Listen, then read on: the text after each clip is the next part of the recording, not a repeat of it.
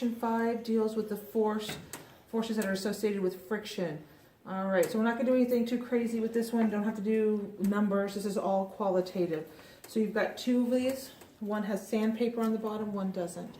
The first one is you're going to hook the spring scale, and you're going to pull that spring scale across the board. You want to keep it as parallel as possible, as long as up to the point that you are kind of the scale's on the board. So keep it as parallel as possible, but not touching the board. And you're going to just see how much force to pull it at a constant speed, and then you're going to repeat that action one more time. All right, what happens to the amount of what happens to the amount of force to do it? All right. Hey, this part's kind of cool. Watch this part when you're doing it.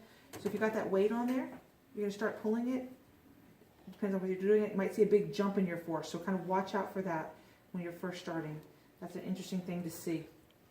Okay, now, and this has to repeat the experiment with the sandpaper. Sandpaper down, hook the hook.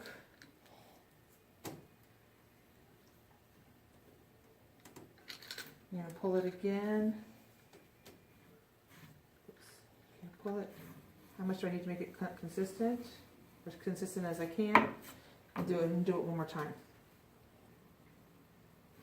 That was really cool. Sorry, you have to watch. Wait till you're doing it. You're going to see, especially with the sandpaper one, you're going to see a big jump in the force. Jump, and then it kind of releases. So you'll see what happens there.